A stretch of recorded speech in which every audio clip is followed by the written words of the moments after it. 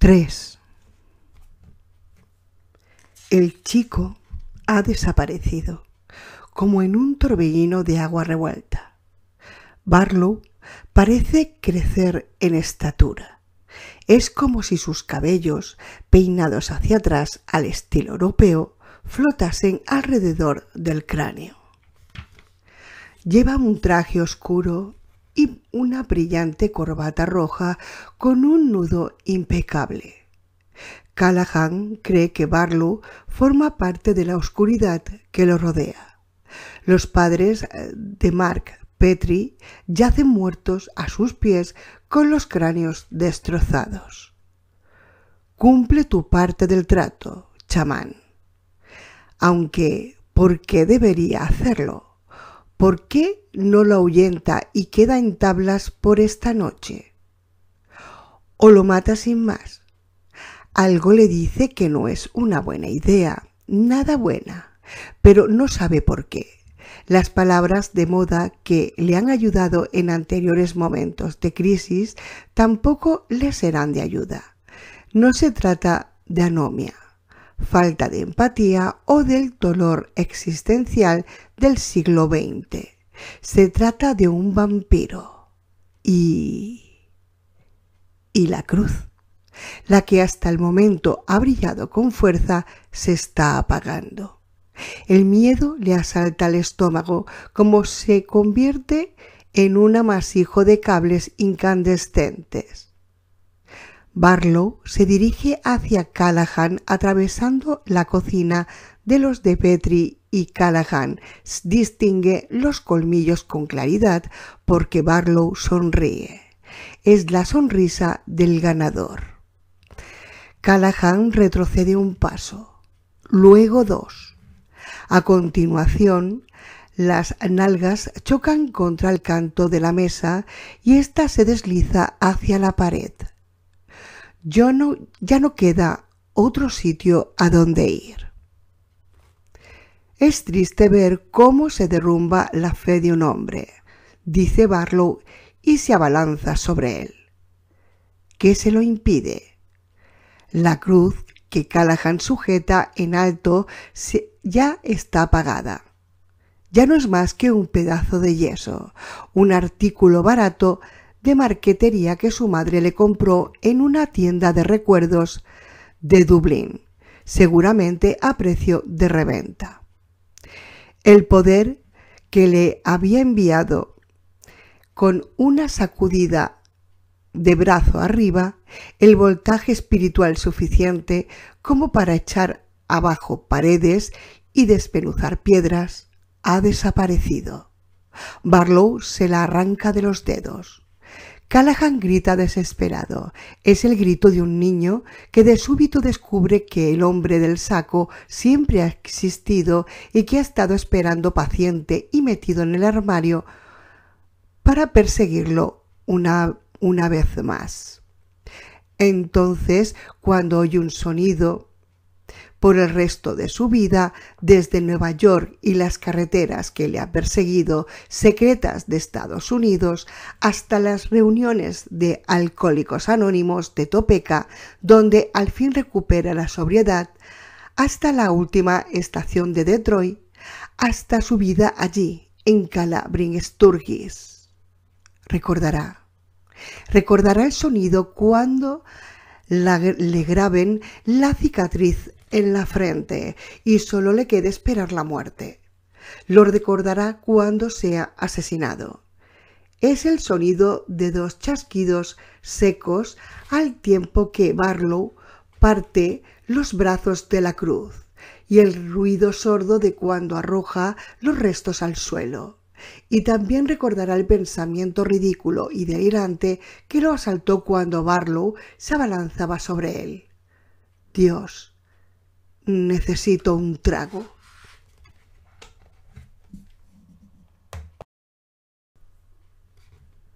¡4!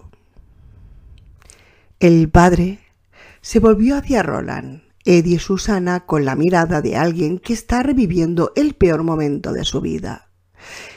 En Alcohólicos Anónimos llegas a oír de todo tipo de dichos y lemas. Hay uno que siempre se me presenta cuando pienso en aquella noche, cuando Barlow me cogió por los hombros.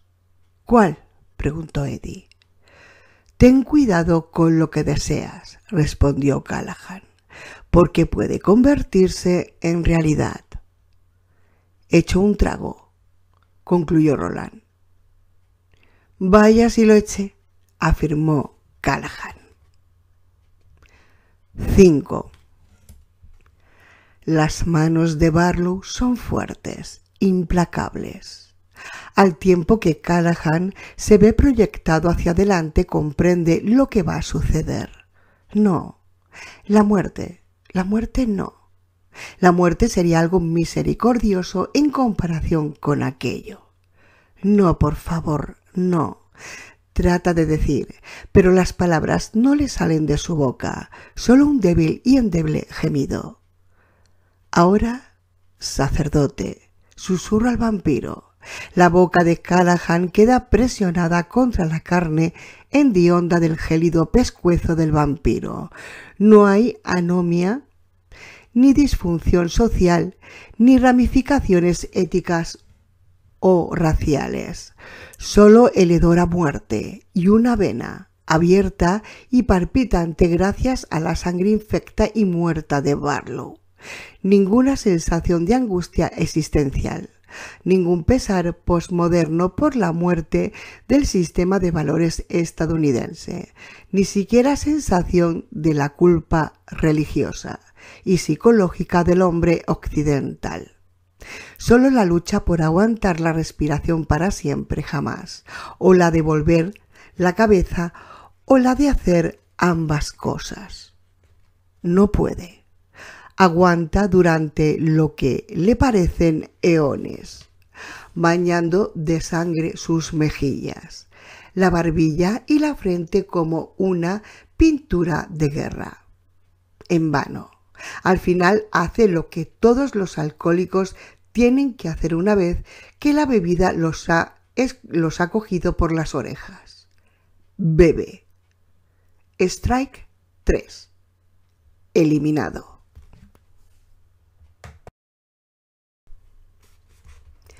6. El chico consiguió escapar, al menos consiguió eso, y Barlow me dejó ir. Matarme no hubiera tenido ninguna gracia, ¿no? No, la gracia consistía en dejarme vivo. Vagué durante 1 hora o más por un pueblo que iba desvaneciéndose ante mis ojos.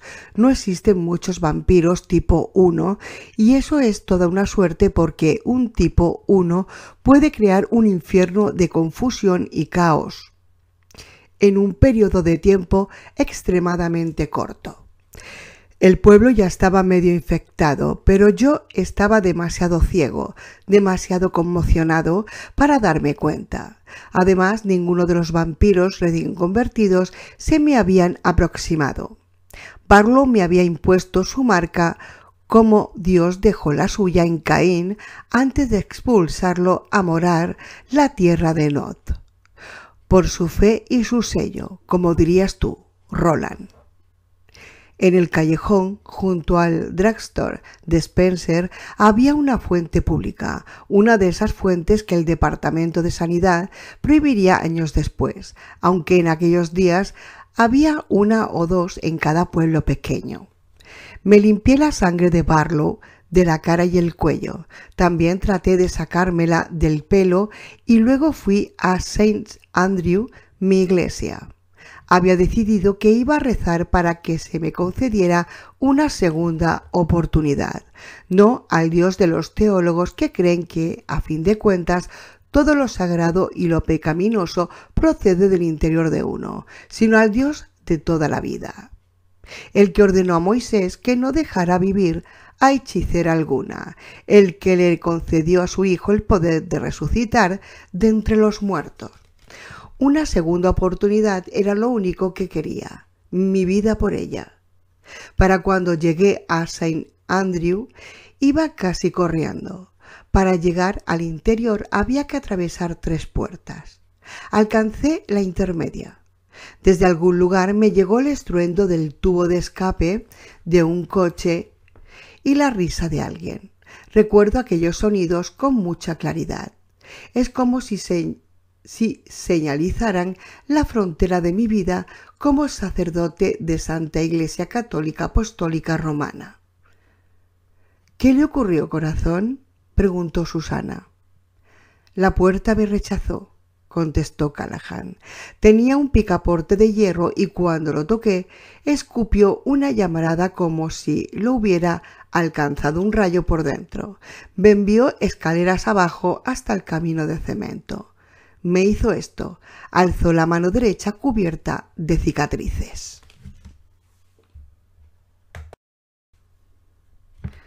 —¿Y eso? —preguntó Edith señalando la frente. —No —contestó Callahan—, esto vino después. Me recompuse, caminé algo más, volví de nuevo al drugstore de Spencer, aunque en aquella ocasión entré. Compré una venda para la mano y entonces, cuando estaba pagando, vi la señal. Monta en el gran perro gris. Se refiere a Greyhound, cariño, le explicó Susana a Roland. Es una compañía de autobuses nacional. Roland asintió e hizo girar el dedo para indicarle que continuara. La señorita Coogan me dijo que el siguiente autobús salía para Nueva York, así que compré un billete. Si me hubiera dicho que el destino era Jacksonville o Nome o Hotburgo, en Dakota del Sur, habría acabado en uno de esos lugares. Lo único que deseaba era salir de aquel pueblo. No me importaba que la gente se estuviera muriendo o algo peor, a pesar de que algunos fueran amigos míos y otros mis parroquianos. Lo único que deseaba era salir de allí. ¿Lo comprendéis? Sí, afirmó Roland sin vacilación alguna. Muy bien.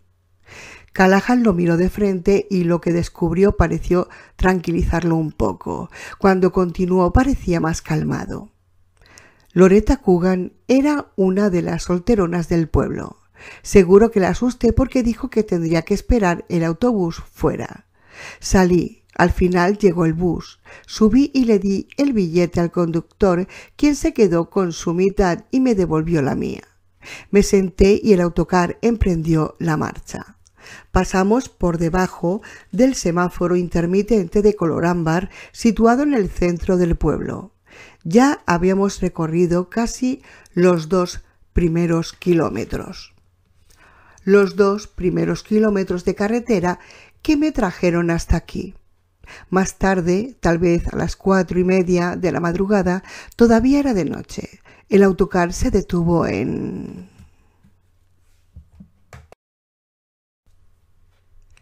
7. Hartford. Anuncia el conductor. Estamos en Hartford. Mac. Parada de descanso de 20 minutos. ¿Te importaría entrar ahí y traerte un bocadillo o algo así?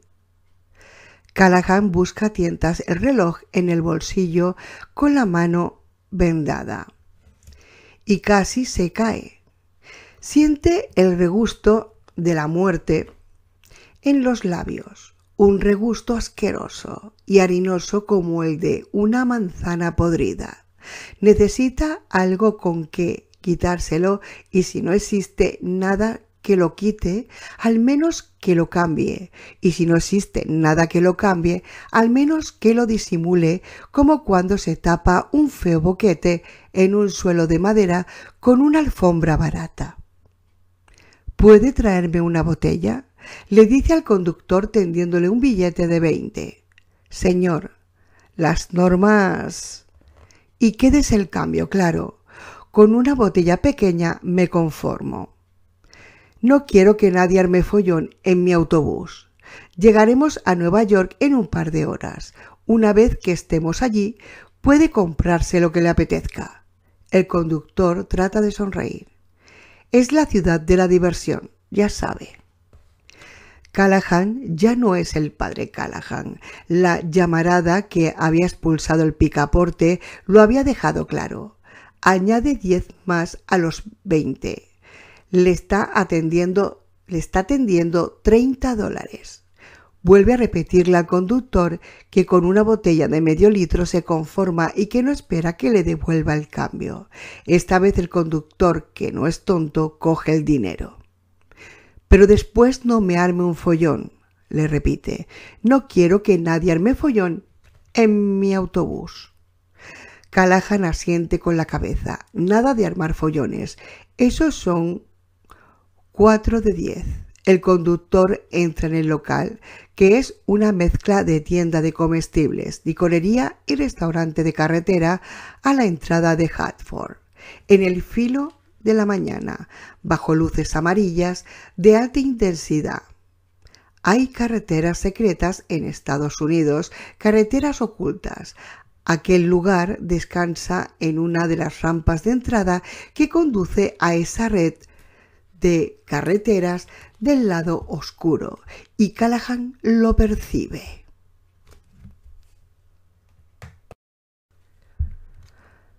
Lo siente en el modo en que los vasos de plástico y los paquetes arrugados de cigarrillos ruedan por el asfalto empujados por la brisa del cercano amanecer.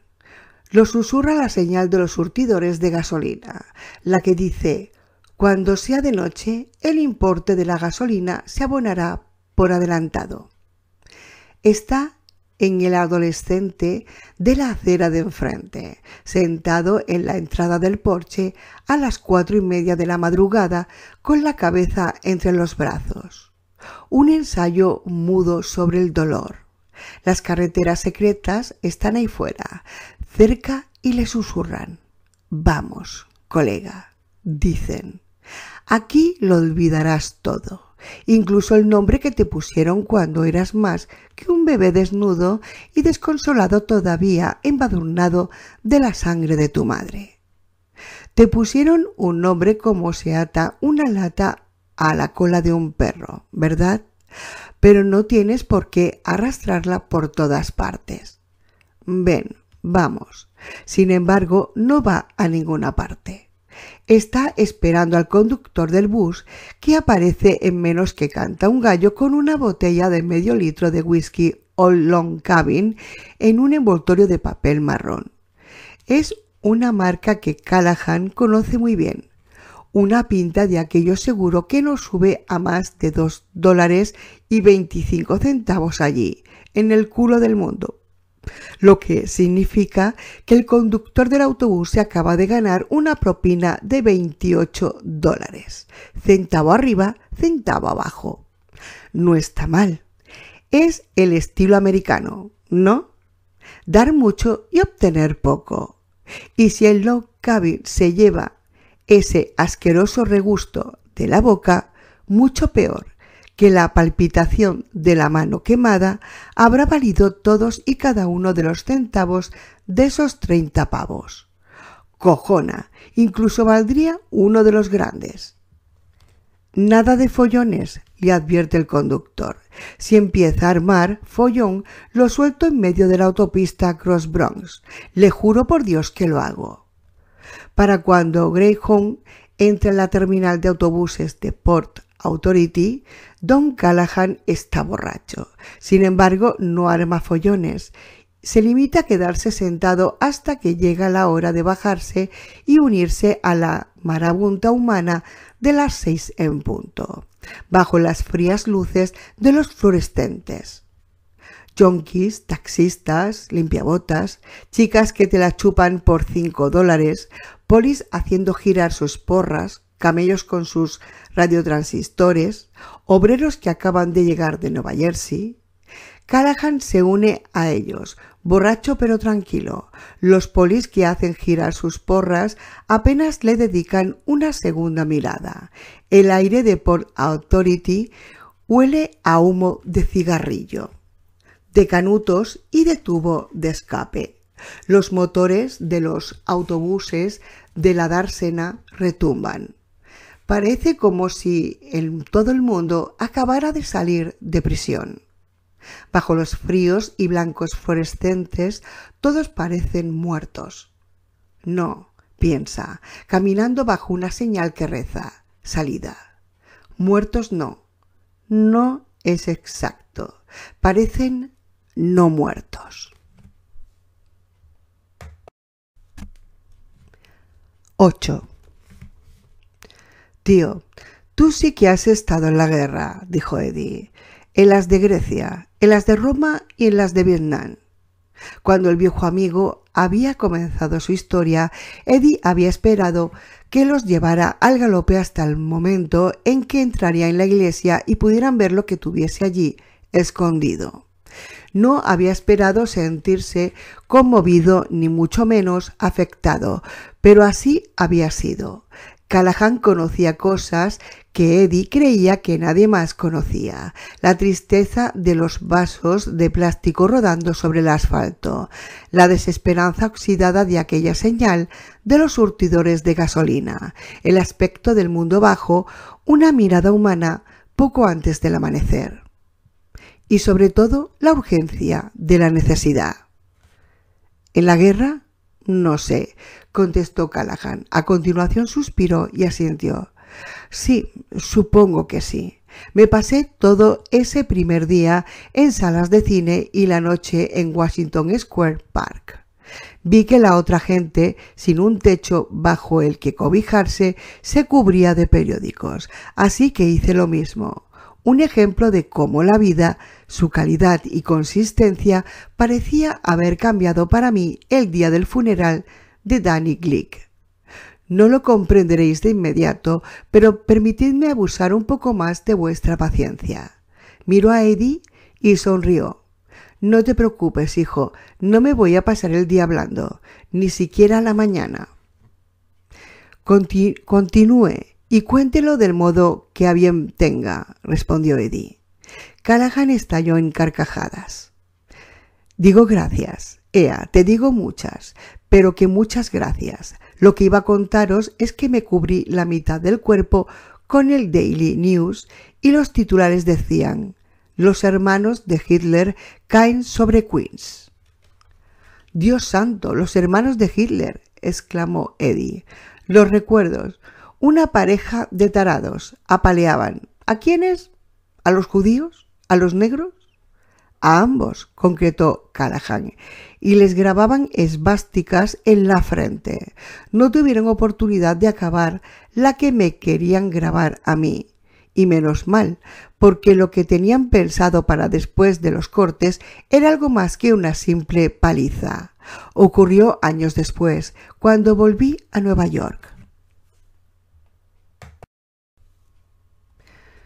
Esvástica, repitió Roland. ¿Es el sigil del avión que encontramos cerca del paso del río? ¿El que lleva dentro a Davy Quick? Ajá, asintió Eddie y dibujó una esvástica entre la hierba con la punta de la bota. La hierba volvió a recuperar su forma casi de inmediato, pero no antes de que Roland comprobara que sí, que la marca en la frente de Callahan podría tomarse por un esbozo de una de aquellas cruces, si la hubieran terminado. Ese día, a finales de octubre de 1975, prosiguió Callahan, los hermanos de Hitler solo eran un titular bajo el que yo dormía. Pasé la mayoría del segundo día en Nueva York dando vueltas y luchando contra las ganas de hacerme con una botella. Parte de mí quería luchar en vez de beber, tratar de enmendarme, pero al mismo tiempo sentía que la sangre de Barlow iba haciendo mella en mí, cada vez con más intensidad. El mundo olía diferente y no por ello mejor. Las cosas parecían diferentes y no por ello mejores. Y aquel regusto me volvía una y otra vez a la boca, un regusto a pescado podrido o a vino picado. No tenía esperanza alguna de salvación. Nunca creí tenerla. De todas formas, enmendarme no tiene nada que ver con la salvación, ni con el cielo. Tiene que ver con tener la conciencia tranquila aquí, en la tierra, y eso no puede tenerse si se está borracho. Ni siquiera entonces creía ser un alcohólico. Me limitaba a preguntarme si Barlow me habría convertido en un vampiro, si el sol empezaría a quemarme la piel y si no dejaría de mirarles el cuello a las señoras. Se encogió de hombros y rió. O tal vez a los caballeros. Ya sabéis lo que se dice sobre el sacerdocio, que somos un atajo de reinonas que vamos dando vueltas por ahí agitando la cruz en las narices de la gente. Pero no se convirtió en un vampiro, apuntó Eddie. Ni siquiera en uno tipo 3. Solo era un impío ajeno a todo. Un náufrago al que no lo abandonaba su hedor y que veía el mundo como las cosas como él debían verla, sombreado de rojo y gris. El rojo fue el único color brillante que conseguí distinguir durante años. El resto no era más que un susurro. Creo que estuve buscando una sucursal de Manpower, ya sabéis, esa empresa de trabajo temporal. En aquella época todavía estaba bastante fuerte y claro está, también era mucho más joven. No encontré la sucursal, pero sí un sitio llamado El Hogar. Estaba en la primera avenida en la calle 47, no muy lejos de la ONU. Roland, Eddie y Susana intercambiaron una mirada. Fuera lo que fuese, El Hogar había estado a tan solo 2 manzanas del solar. Aunque entonces no debía de ser un solar, pensó Eddie. En 1975 no. En 1975 todavía debía de ser la charcutería artística de Tom y Jerry, especialidad en bandejas para fiestas. De repente deseó que Jake estuviera allí. Eddie imaginó que a aquellas alturas el niño ya habría estado dando botes de nerviosismo. ¿Qué tipo de tienda era El Hogar?, preguntó Roland. No era una tienda. Era un albergue húmedo. No puedo asegurar que fuera el único de Manhattan, pero juraría que era uno de los pocos. En aquel entonces no sabía mucho de albergues. Algo me sonaba de cuando estuve en mi primera parroquia, pero a medida que pasó el tiempo aprendí mucho. Viví las 2 caras de la moneda de ese sistema. A veces era el tipo que servía la sopa a las 6 de la tarde y repartía las mantas a las 9. Otras era el tipo que comía la sopa y dormía bajo las mantas, tras pasar una inspección para ver si tenía piojos, claro. Hay refugios en los que no te dejan entrar si el aliento te huele a alcohol, y hay otros en los que te dejan entrar si aseguras que al menos hace 2 horas que tomaste el último trago. En otros sitios, lo menos, te dejan entrar aunque vayas de meados y alcohol hasta las cejas, siempre y cuando te dejes registrar a la entrada y confiscar el vino rancio que llevas encima.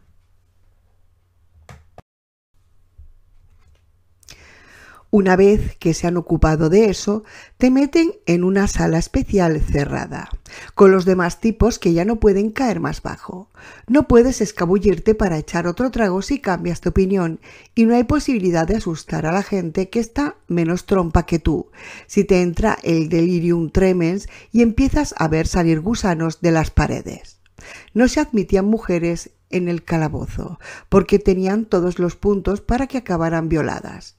Es una de las razones por las que mueren más mujeres que hombres sin techo. Eso es lo que solía decir Lupe. ¿Lupe?, preguntó Eddie. Ya llegaré a él.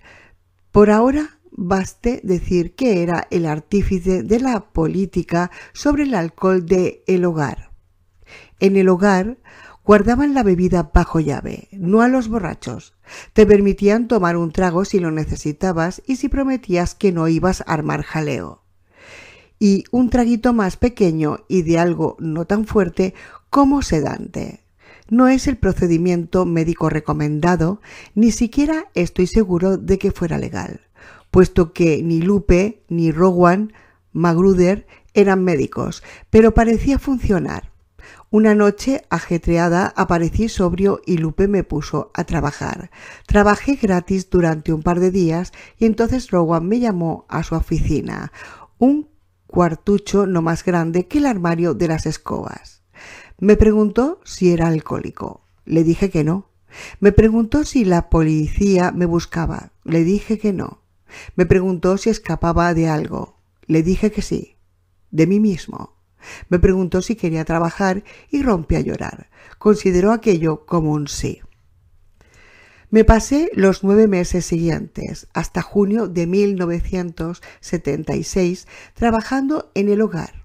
Hacía las camas, cocinaba, de vez en cuando acompañaba a Lupe o a Rowan en las llamadas que hacían para recaudar fondos. Llevaba a 2 borrachos a las reuniones de Alcohólicos Anónimos en la furgoneta del hogar.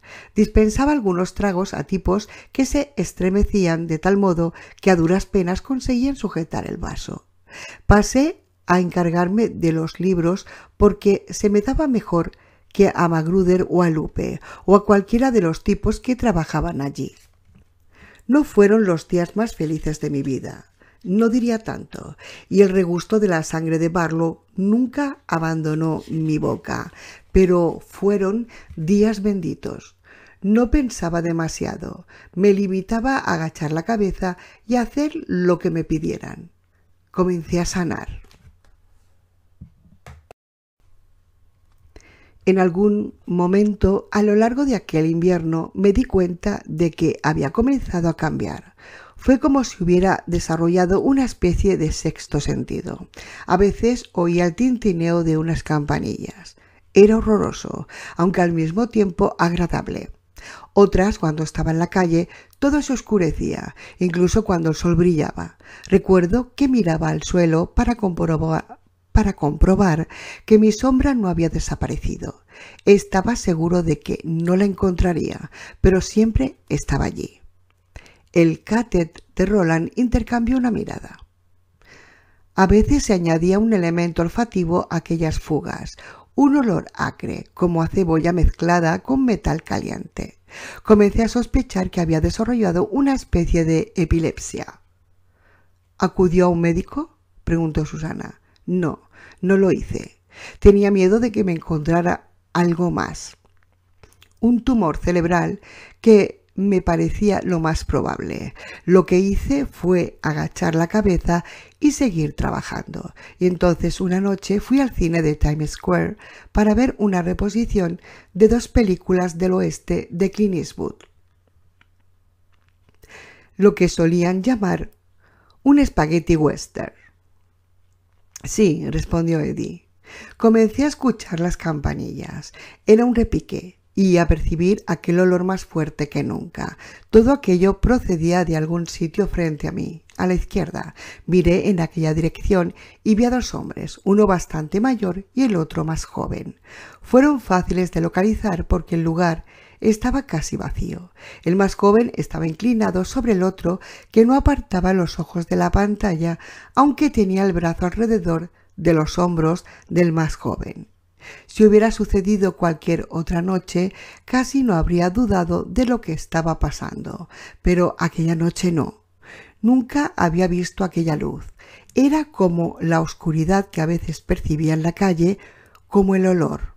Sabía que aquello no estaba allí, y aun así estaba allí. Entonces lo comprendí. No lo acepté, eso vino después, pero lo comprendí. El más joven era un vampiro.